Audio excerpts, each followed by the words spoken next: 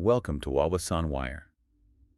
I've been thinking, when we're trying so hard to build national unity, using these symbols of patriotism, is it possible we sometimes, maybe unintentionally, step on the freedoms we're supposed to be upholding?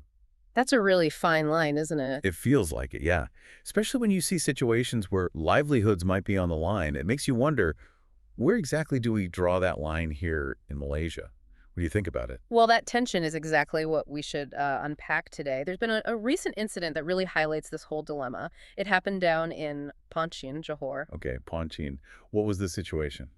It involved a private dental clinic.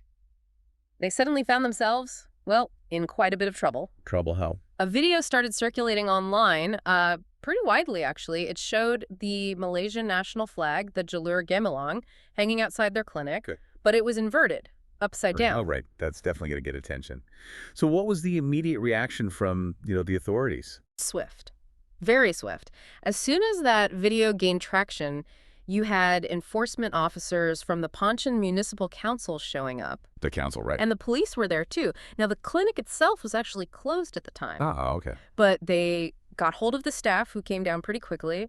They corrected the flag, rehung it the right way up. Under supervision, I imagine. Yes, exactly. The council officers and police supervised the whole thing, made sure its position relative to the Johor state flag was correct, too. So the flag was fixed. Was that the end of it, or did things escalate for the people involved? No, it definitely went further. The police actually took 4 staff members from the clinic for questioning. 4 people. That sounds quite serious. It was. They were taken to the Ponchin Police District headquarters. We're talking about 2 Malay women, 1 Chinese man, and 1 Chinese woman. It shows how seriously any perceived disrespect to national symbols is taken. Absolutely. So 4 staff questioned. What did the police investigation find? Was it seen as a deliberate act of disrespect? This is where it gets really interesting. The Ponchin Deputy Police Chief issued a statement afterwards. Okay. And their preliminary investigation concluded that the whole thing was likely due to negligence, an error by the person who installed the flag. Negligence. So not intentional. Not intentional insult or disrespect, according to the police findings. They also noted the clinic operator was fully cooperative. Right. And did they mention what laws they were looking at? Yes, they're investigating under Section 5 of the Emblems and Names, Prevention of Improper Use Act, 1963, Okay. and also Section 14 of the Minor Offenses Act, 1955. Based on the negligence finding, you'd typically expect something like a fine, perhaps. Right, because intent wasn't established by the police investigation. So you'd think, okay, an unfortunate mistake, maybe a penalty, case closed. But did the Pontian Municipal Council see it that way? Not exactly, and this is the really striking part of the story. Despite the police finding it was negligence, Yes. the Pontian Municipal Council ordered the dental clinic to cease operations. Cease operations. Yeah. For how long? For 30 days. Wow, a month-long closure. That feels like a massive step, especially if the police said it was just an error. What was the council's justification for that? Well, the council chairman was quite clear. He stated the clinic had violated the Pontian Municipal Council Business and Trade License Bylaws 2019. Their local bylaws. Exactly. Apparently, these bylaws require businesses with licenses under the council to display the national or Johor state flag correctly, especially during certain periods like the National Day Month. I see. So it wasn't about the intent behind the inverted flag for them. It was about compliance with a specific licensing rule. Precisely. They cited a specific part, Section 49(2) of those bylaws. And what does that section say? It gives the municipal council chairman the authority, the power, to close down any business premises if they violate license conditions or other legal regulations. So they used that power based on the flag display rule. That creates a real conflict, doesn't it? Police say negligence, council imposes a major penalty based on a bylaw breach. It certainly does. What happens to the clinic now? Can they appeal this 30-day closure? The council did say the operator can submit a written appeal during the closure period, Okay, there's an avenue. but, and this is key, the final decision rests solely with the Ponchin Municipal Council chairman. It's entirely at his discretion. Yo. So it's not a guaranteed path to reopening quickly. So the police investigation finds negligence, but the local council uses its bylaws for a heavy penalty. This has surely sparked some wider debate, right?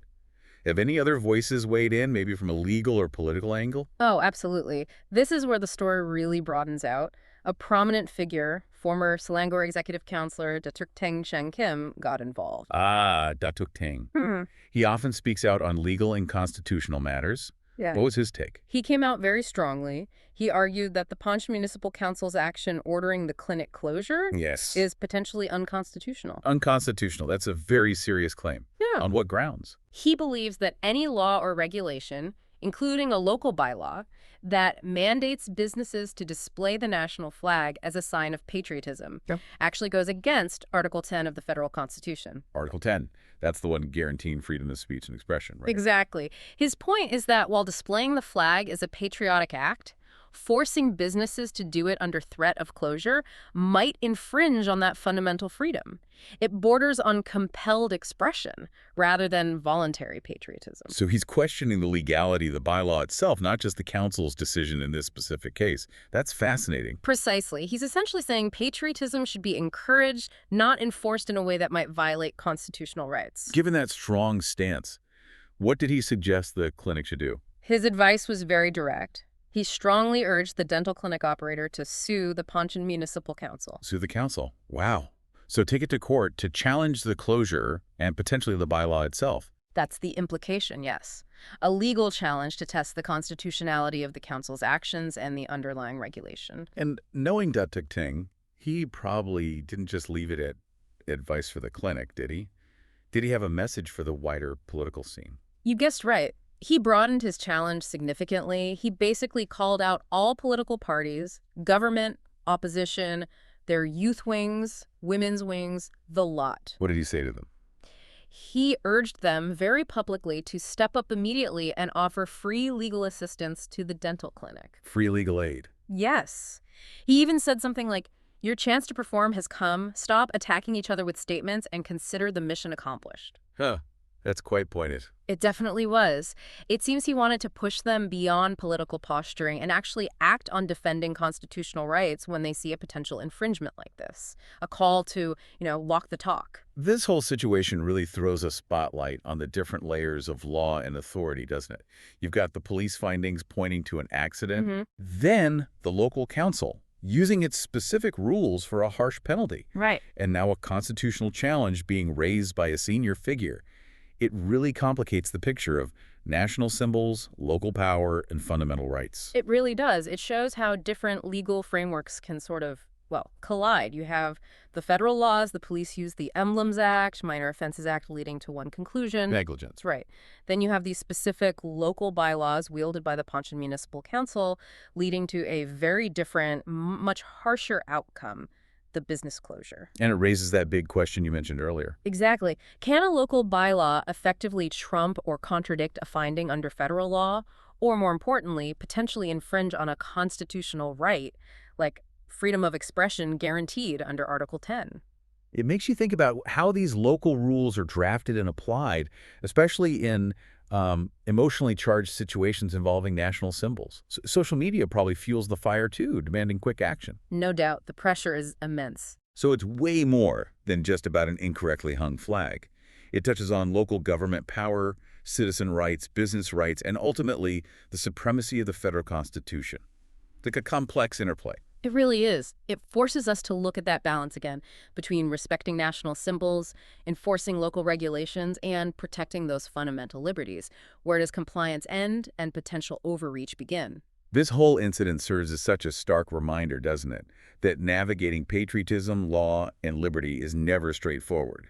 It pushes us to ask some difficult questions about how rules get enforced and what really represents the spirit of the nation. Absolutely. A lot to consider there. Remember to like and subscribe for more videos like this.